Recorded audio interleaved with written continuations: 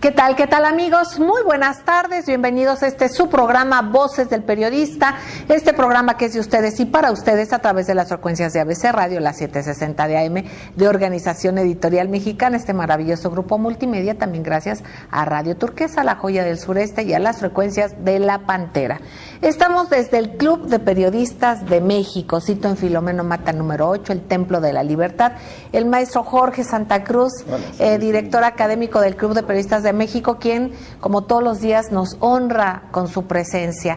Y bueno, nos congratulamos, queridos amigos, porque hay quien nos honra con formar parte recientemente de Voces del Periodista, la revista, y que también se está integrando, y estamos de plácemes, el maestro Eduardo Pérez Haro, economista de la Facultad de Economía de nuestra máxima casa de estudios, una personalidad en el ámbito de la academia, del análisis, y bueno, es un privilegio tenerle, maestro, también colaborador del Sur.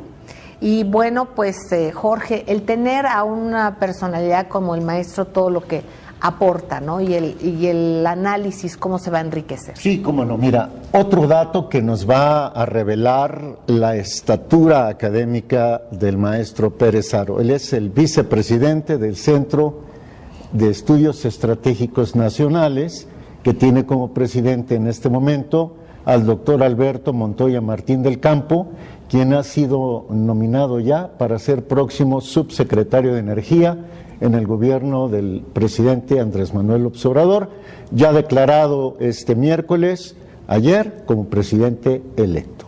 Efectivamente, y el doctor Alberto Montoya Martín del Campo, quien tanto ha engalanado estos micrófonos a estos espacios, al Club de Periodistas de México desde hace tantos años. Es un privilegio, maestro queridísimo, estar con usted. Al contrario, el honor es mío, el privilegio es mío.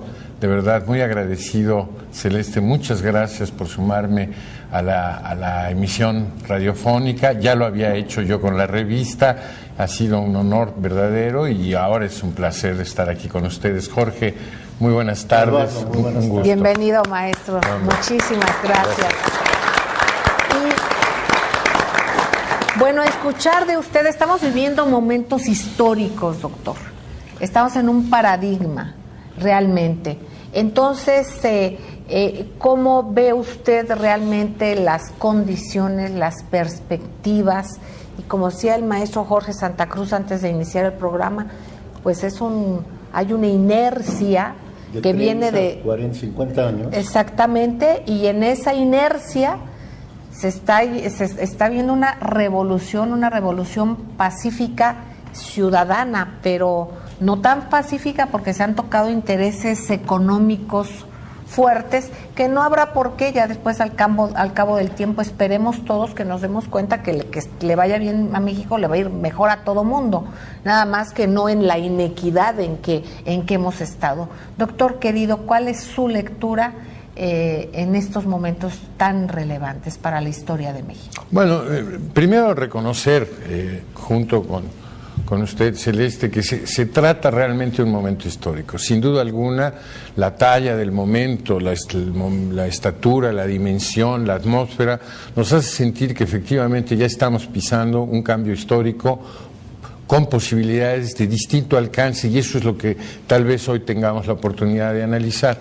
Creo que el cambio es decisivo. ¿Por qué me atrevería yo a ser tan seguro? Porque Andrés Manuel López Obrador ganó la elección. Yo diría sí, pero más que eso, porque 30 millones de mexicanos acompañaron la decisión. Es decir, estamos ante una determinación de una amplitud social, una determinación popular, una determinación de la gente, que es el nuevo actor de la historia de México.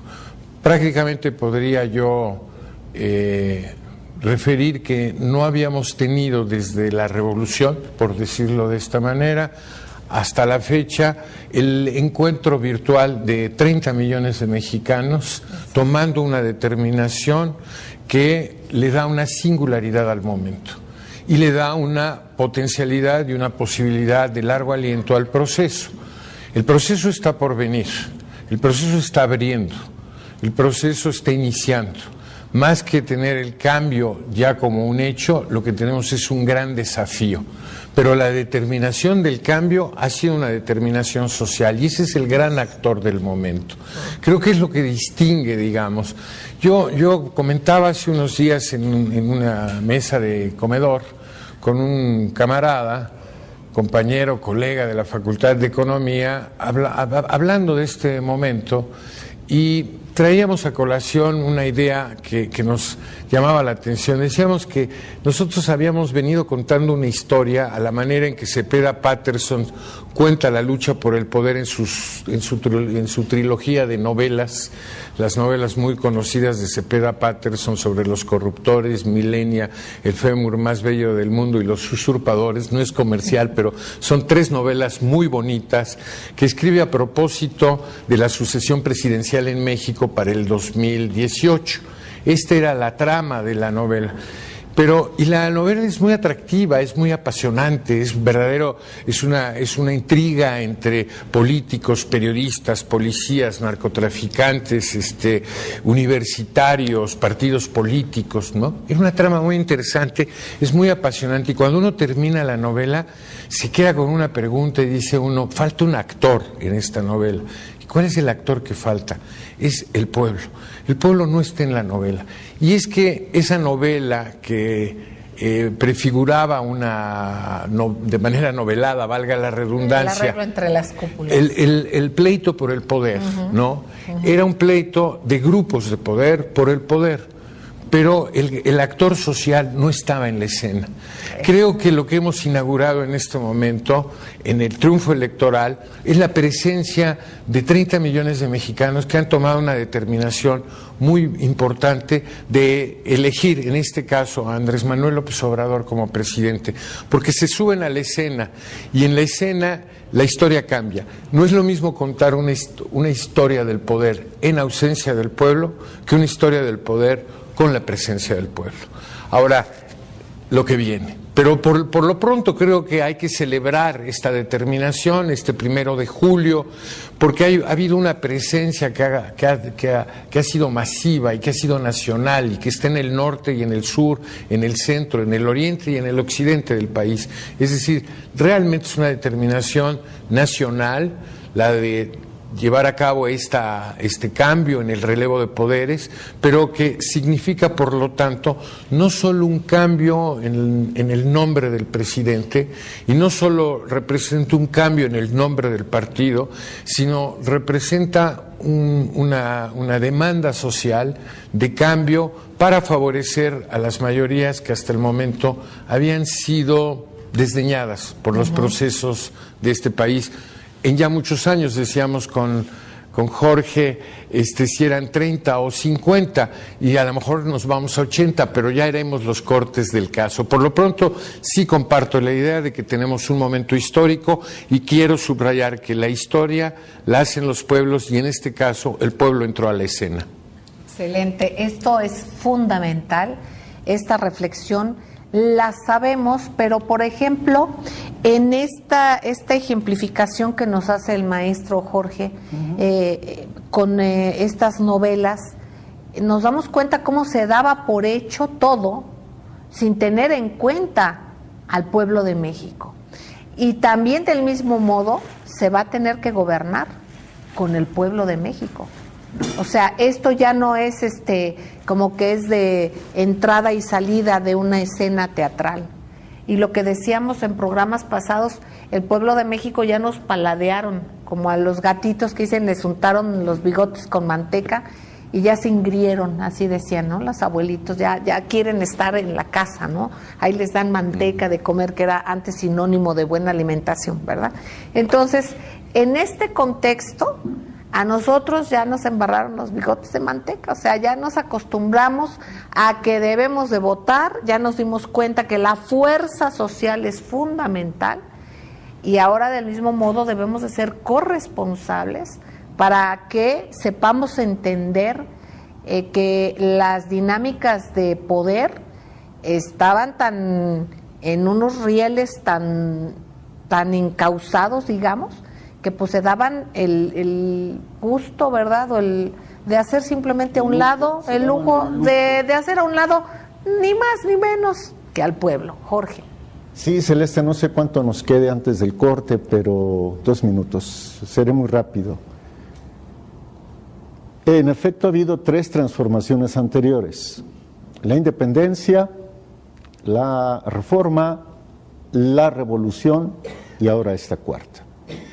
Pero a la independencia le sucedió una seria inestabilidad nacional. A la reforma le siguió también inestabilidad y también intervención extranjera.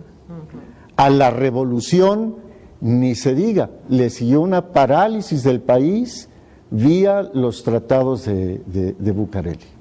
Aquí el reto que tiene Andrés Manuel López Obrador, el reto que tiene el equipo que va a gobernar y el reto que tiene el pueblo de México es que esta cuarta transformación no derive en otra etapa de inestabilidad, sino por el contrario, siente las bases para que el país crezca de manera justa, de manera equilibrada y que la riqueza se reparta de manera equitativa y también se mejore la riqueza de los valores nacionales. Los valores nacionales. Y estamos hablando de tiempos. El tiempo es corto, digamos, pero sin embargo, por eso es importantísimo también el traducir todos estos factores, por ejemplo, el de la intervención. Ahora la intervención a lo mejor no sea física o tan evidente, pero ya sabemos que está muy presente a través de los medios que tratan o han tratado o han hecho la intervención directa en precisamente dirimir o creer que pueden gobernar y dictarnos lo que pensemos, ¿no? Entonces ya nos dimos cuenta que no, ya entendimos ese juego perverso, lo hemos hecho a un lado y hay que seguir igual y de la misma manera porque seguramente surgirán contrafuerzas que pretenderán hacer lo mismo, pero ya el pueblo de México está en una acción, yo creo que como pues no se había visto, ¿no? Así es. Efectivamente, porque además es una transformación pacífica, una transformación en la que entendimos que la parte y el poder comunitario son fundamentales. Vamos a un corte y enseguida regresamos. Gracias.